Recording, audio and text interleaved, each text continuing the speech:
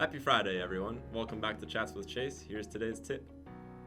After about 7 hours, the part is done printing, but that doesn't mean it's finished.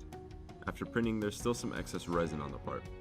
This needs to be cleared to prevent it from curing where there shouldn't be any material, so we move it to the form wash.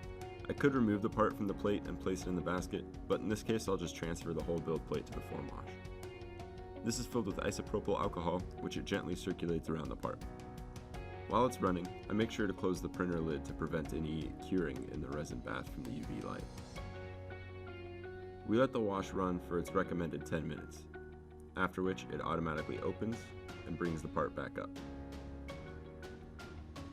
Now the part is clear of any excess resin, but it's still soft and not fully cured.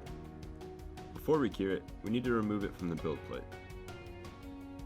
I move the entire build plate from the wash and place it on a stand. Using the scraper that's included in the set, I try to get under the raft, and with a little bit of effort, it comes off.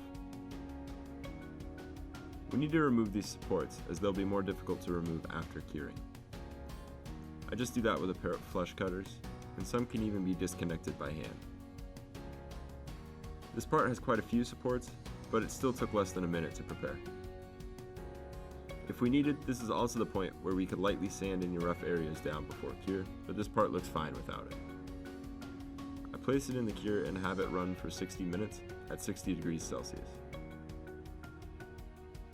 It takes it a little while to heat up, but once it's up to temp, you can see it's running with its lights on inside, giving off a violet glow.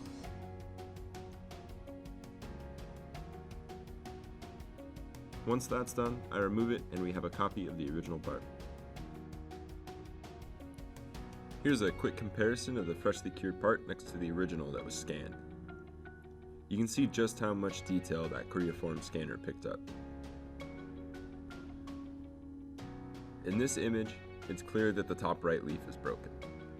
That and the top left are the two we removed. We scanned the left one and ended up putting it back on the right side. After a little extra work painting the part, both are back on the frame, and the result is a near identical replica. Thanks for watching. Contact me if you have any questions, and have a nice weekend.